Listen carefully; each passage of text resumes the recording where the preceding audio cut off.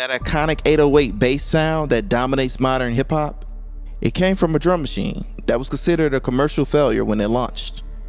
The engineers who created it will be shocked to see how their failed product completely reshaped music history and became the backbone of multiple genres.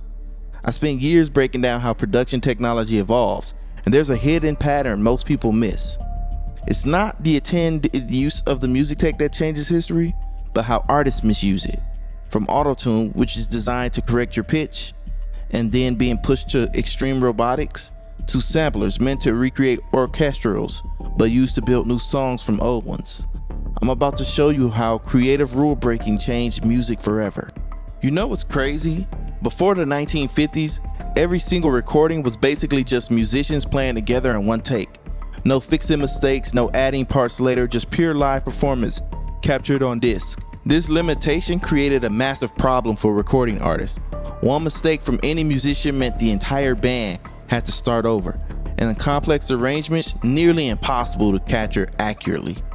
The game changed completely when Les Paul, the guitar guy, started experimenting with something revolutionary, recording multiple performances on separate tracks and combining them later. Les Paul would record himself playing guitar, then play that recording back while recording himself playing another guitar part on top. This technique, which we now call overdubbing, was mind-blowing at the time. What made this possible was magnetic tape recording, which allowed engineers to record, erase, and re-record without destroying the medium, something impossible with earlier disc recordings. By the late 1950s, companies like Ampex had created the first commercial multi-track recorders, allowing studios to record up to 4 separate tracks that could be mixed together later. The Beatles pushed this technology to its limits with albums like Sgt. Pepper, where they engineered George Martin would bounce down multiple tracks to create space for more overdubs, building songs with dozens of layers. Think about this. Before multi-track, music was captured exactly as it happened in the room. What you heard was literally what the musicians played at that exact moment. But after multi-track, everything changed. Now artists could build sonic worlds, piece by piece, layer by layer, crafting something that could never exist in real time. Take the Beach Boys' Good Vibrations. That song took over 90 hours of recording time across multiple studios. Brian Wilson would record different sections separately, experimenting with unusual instruments like theremin and electro-theremin, and then piece everything together like a musical puzzle. That kind of production was straight up impossible before multi-track. Or think about Stevie Wonder's Living for the City, where he played almost every instrument himself, recording each part separately. Multi-track let single artists become entire bands, creating complete sonic arrangements without needing anyone else in the room. This technology created a whole new role too. The producer, as a creative force, suddenly the person behind the board wasn't just capturing performance, but helping shape and build them. People like Phil Spector with his wall of sound technique, or George Martin with the Beatles, weren't just recording engineers. They were using the studio itself as an instrument. Studios themselves became magical places where the impossible became possible. Before multi-track, there were basically just rooms with good acoustics and a microphone. After, they became laboratories for sonic experimentation, where artists could spend months crafting the perfect sound. This completely changed how we think about what music even is. It created this massive divide between live music and recorded music as two separate art forms with different rules and possibilities. Live music stayed rooted in real-time performance, while recorded music could explore territories no live band could reach. Think about the psychological impact too. Before multi-tracks, musicians had to nail perfect performance in single takes. The pressure was intense. After multi-tracks, artists could focus on creativity instead of technical perfection, knowing they could fix mistakes or try different approaches later. By the 1970s, 24-track recording became the studio standard, giving artists even more creative freedom. Albums like Fleetwood's Mac Rumors or Pink Floyd's Dark Side of the Moon use every bit of that technology to create lush soundscapes with dozens of overlapping elements that would be impossible to reproduce exactly in a live setting.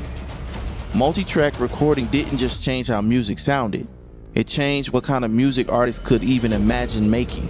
It opened the doors to new sonic possibilities that shaped entire genres, from rock to disco to eventually hip-hop and electronic music. When music evolves, it's never just about the notes being played. It's also about the sounds those notes are made with. Multi-track recordings gave musicians incredible freedom to layer existing instruments, but there was still one major boundary they couldn't cross. They were limited to sounds that physical instruments could actually make. But what if you could design something completely new that had never existed before? What if instead of choosing between a piano or a guitar, you could create a sound that was entirely your own, built from electrical signals and shaped exactly how you wanted it? This is where our story takes its next revolutionary turn. Before the 1960s, if you wanted a new sound, your options were pretty limited. You could modify existing instruments, combine them in unusual ways, or literally build something new from wood and metal. Then came Robert Moog, an engineer with a vision that would transform music forever. The Moog synthesizer wasn't just another instrument you could pick up and play. This was an entirely new approach to creating sound. Instead of strings vibrating or air moving through tubes, the Moog generated sounds using electrical oscillators, filters, and envelopes. Musicians weren't playing the notes. They were designing sounds from their most basic components. Early synthesizers looked more like telephone switchboards than musical instruments. They were massive wall-sized machines with countless knobs, patch cables, and models that required serious technical knowledge to operate. The cost and complexity meant only the wealthiest studios, universities, and a few adventurous musicians could access them. Despite their intimidating appearance, these machines offered something revolutionary: the ability to craft sounds that simply couldn't exist in nature. As Brian Eno later described it, the synthesizer allows you to create sounds that are not just imitations of real instruments, but entirely new sonic experiences. The turning point for synthesizers came in 1968, when a classical musician, Wendy Carlos, released an album called Switched On Bach. Instead of treating synthesizers as weird space noise generators, Carlos meticulously recreated Bach's composition using only the Moog synthesizer. The album was a massive hit, selling over 1 million copies and winning 3 Grammy Awards.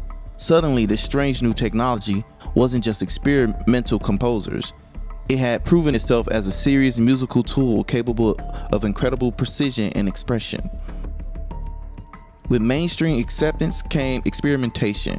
Rock bands began incorporating synthesizers to create atmospheric soundscapes that transported listeners to other dimensions. Pink Floyd used synthesizers throughout their landmark album Dark Side of the Moon, creating otherworldly textures that perfectly matched their cosmic lyrics. These weren't sounds attempting to mimic traditional instruments. They were entirely new sonic experiences that expanded what music could be. But synthesizers didn't just enhance rock music. In the mid-70s, Italian producer Giorgiano started working with disco singer Donna Summer, using synthesizers to create futuristic sequences and pulsing bass lines. Their collaboration produced I Feel Love, a track so revolutionary that when fellow musicians Brian Eno first heard it, he reportedly told David Bowie, "I heard the sound of the future." Those hypnotic synthesizer patterns would become foundational to electronic music, disco, and eventually techno and house music. As with most technologies, synthesizers evolved rapidly. The earlier behemoths that filled entire rooms gave way to more compact designs. The real breakthrough came when the Mini Moog in the early 1970s, a portable keyboard-based synthesizer that didn't require patch cables and complex setup. These accessibilities meant that working musicians could actually bring synthesizers on tour and integrate them into live performances. The impact was enormous. Suddenly, every musician had access to an entirely new palette of sounds. It wasn't just about playing different notes. It was about creating sounds that had never existed before. Composers were no longer limited to choosing from existing instruments. They could design exactly the sound they wanted from scratch. Think about what this meant for creative freedom. Before synthesizers, if you wanted a sound that glided smoothly between notes, something impossible to do on a piano, or a bass tone that pulsed with mathematical precision, or textures that evolved and morphed over time, these were simply impossible. Now they were just a few knob turns away. While synthesizers gave us new sounds, someone still had to program the rhythm section. Enter the Roland TR-808, possibly the greatest failed product success story in music history. Released in 1980, Roland created this drum machine as a budget-friendly option for recording demos without hiring a drummer. But there was just one problem. It sounded nothing like real drums. Professional engineers and session musicians laughed it off. The kick drum was too boomy, the snare too thin, and the hi-hats too artificial. Sales were so disappointing that Roland eventually discontinued it after just a few years, having sold only around 12,000 units. By all conventional metrics, the 808 was a commercial disaster. But sometimes being wrong in just the right way creates magic. The 808's distinctive bass drum, that deep, powerful boom that most drummers hated, caught the attention of early hip-hop producers who weren't looking to recreate a studio drummer sound. They wanted something that would shake the rooms and cut through the radio static. African Bambaataa changed everything with his 1982 track, Planet Rock. He embraced the 808's synthetic quality and cranked that artificial bass drum to create something entirely new. The track became a blueprint, demonstrating how these bad drum sounds could become the foundation for revolutionary music that didn't try to mimic traditional, but instead forged new sonic territory. The 808's boom became the heartbeat of hip-hop and later trap music. Those fake drums found their true purpose in genres that celebrated their artificial nature rather than hiding from it. What's wild is that the very characteristics that made the 808 a failed, its unrealistic sound, is exactly what made it a legend. While this electronic rhythm revolution was happening, another game-changing technology emerged: the sampler. Unlike drum machines that generated sounds electronically, samplers could record snippets of real-world audio and allow musicians to manipulate and repurpose them. Early pioneers used massive, expensive machines like the Fairlight CMI that cost as much as a house, putting this power solely in the hands of established studios and wealthy artists. But the real democratization came from when Roger Lennon designed the MPC 60 for Akai in the late 1980s. This revolutionary device combines sampling technology with a drummer-friendly interface featuring 16 pressure-sensitive pads. Instead of programming notes on a keyboard or drawing them on the grid, producers can now physically play their samples by tapping these pads with their fingers. The MPC represented a massive shift from previous machines. It wasn't just more affordable, it was more intuitive. Its design recognized that making beats was a physical, rhythmic act. You can feel the music as you created it. This tactile approach made production accessible to people who might not have had formal musical training, but had an innate sense of rhythm and creativity. What happened next was nothing short of revolutionary. Suddenly, if you had an 808 or an MPC, you could be a one-person production house. You didn't need access to expensive studio time, session musicians, or traditional music education. A kid in the Bronx with just these tools could create tracks that competed with major label productions. This accessibility completely transformed who can make music. People previously locked out of the industry by financial barriers, lack of connection, or limited access to traditional music could now express themselves musically. The tools that professionals initially rejected as inferior became the foundation for entirely new genres and approaches to music making. The impact was especially profound in hip-hop, where sampling became both a technical method and a cultural practice. Producers could dig through crates of old records, finding forgotten soul breaks or jazz riffs, and breathe new life into them by chopping them and looping them and layering these samples with 808 drums. This practice connected past musical traditions with new form of expressions, creating a rich dialogue between eras. As those crate-digging producers were flipping samples and creating new beats, something revolutionary was happening inside our computers. The recording studio, once a sacred temple that only the chosen few could enter, was about to be completely reimagined in pixels and code. You didn't need $1 million facility anymore, you just needed a laptop. The shift from hardware to software changed everything about music production. Think about it. Those early studios with their massive mixing boards, racks of outboard gears, and walls of expensive equipment represented a serious barrier to entry.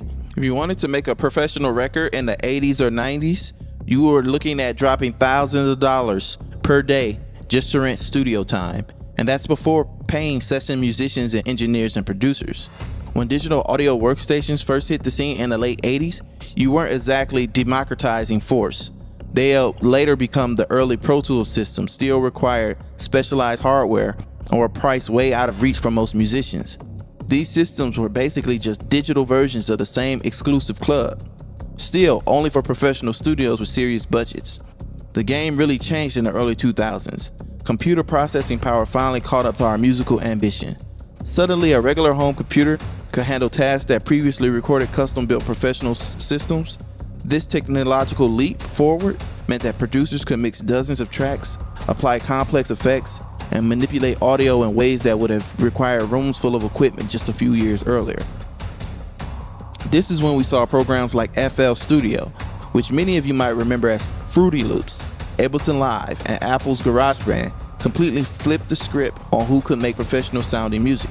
A bedroom producer with a $1,000 laptop now has access to tools that rival multi-million-dollar facilities. The gates were wide open. What made these DAWs so revolutionary wasn't just their affordability, it was how they brought everything together in one place. All those innovations we've been talking about, multi-tracking, synthesis sampling, drum programming, were now integrated into single visual interfaces where you could see your music taking shape in front of you. You could draw in notes, cut and manipulate waveforms, apply effects, and mix your tracks all within one program. The visual nature of DAWs made music production more intuitive. Instead of having to understand the complex signal routing of a physical studio, you could literally see how your audio was flowing. You could drag and drop samples, visually edit performance, and make precise adjustments that would have required specialized training and equipment in the past. The economic impact was huge. Before DAWs, musicians had to work under a constant pressure of studio clock. Every minute cost money, which meant less time for experimentation and creative risks. If you wanted to try something wild, you had to commit to paying for that studio time, whether the idea worked out or not.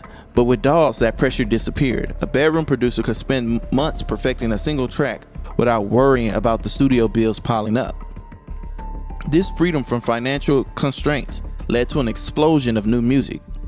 Genres and subgenres multiplied as producers could experiment without consequences. Electronic music in particular flourished in this environment, with new styles emerging seemingly overnight as producers pushed their software to new limits. That quote from the bedroom producer really says it all. With DAWs, I can create a professional quality music from my bedroom without needing a traditional studio setup. This wasn't just about convenience, it represented a fundamental power shift in the music industry. For the first time, the means of professional production were in the hands of everyday people. Statistics back this up too. A significant percentage of professional recordings today are made outside of traditional studios. Think about that chart-topping hit being created in the spare bedrooms, home studios, or even on laptops during long flights or bus rides. This wasn't possible before DAWs. The democratization of music production through DAWs has completely rewired the industry's power dynamics. Labels could no longer control who had access to professional production, and artists could build a following, produce their own high-quality music, and distribute it independently, all without ever stepping foot in a traditional studio. But while DAWs empowered bedroom producers worldwide, some of music's most iconic sounds emerged when artists completely ignored what technology was designed to do. The real magic often happens at the intersection where musicians think, what if I use this completely wrong? Let's talk about Auto-Tune. When Ataris created this software, they had one purpose in mind: to subtly fix tiny pitch problems that were in vocals. It was supposed to be invisible, like a digital makeup for singers who almost hit the note but not quite. Then T-Pain walked in and cranked that dial all the way up. The engineers at Ataris were shocked. They literally thought T-Pain misunderstood how to use their software. Here was this artist deliberately exaggerating the very effect they designed to be unnoticeable. But that mistake transformed Auto-Tune from a studio secret into the defining vocal sound of an entire era. That robotic vocal effect dominated the 2000s, and still influences music today, all because someone decided the instruction manual was more like a suggestion. The TB-303 story is even wilder. Roland designed this little bass synthesizer for guitarists who wanted a bass accompaniment. When practicing alone, it bombed so hard they discontinued it after selling just a few thousand units. These things were collecting dust in the clearance bins, considered worthless by the company that made them. Then some Chicago DJ got their hands on these cheap failed devices, started messing with the knobs, and they weren't supposed to touch during playback. By manipulating parameters in real time and pushing the machine beyond its intended use, they discovered those weird, slakoosh acid-like sounds that nobody had heard before. That mistake birthed acid house music and sparked a revolution in electronic sound that continues today. What's crazy is how surprising the manufacturers were. They built these tools for specific purposes in mind, then watched in amazement as artists completely reinvented them. The original purpose became irrelevant, the wrong way became the right way. Sidechain compression tells a similar story. Engineers originally developed this technique as a practical utility, a way to make sure the kick drum and the bass don't clash by ducking one sound when the other hits. Pretty boring technical stuff, right? But producers in the electronic music start exaggerating this effect to create the characteristic pumping sound, where the entire track pulsates with the kick drum.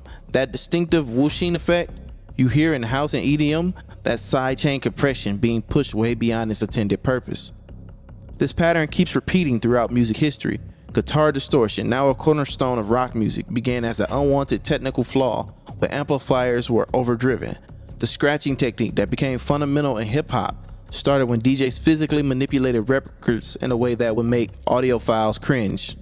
The entire genre of dub music emerged when engineers like King Tubby started treating the mixing board as an instrument rather than just a tool. What's fascinating is how this creative misuse drives the entire industry forward. Once artists break the rules and find something amazing, manufacturers rush to make tools that make those mistakes easier to replicate. Today's music software comes packed with features that were once just happy accident or rebellious experiments. For young producers, that's a powerful lesson here. The most interesting sound often comes from asking, what happens if I use this completely wrong? That experimental mindset, the willingness to ignore the conventional wisdom and future. This ongoing evolution isn't just about better tools, it's about the relationship between creators and technology. The most groundbreaking music often comes from artists who push against limitations rather than those with endless options.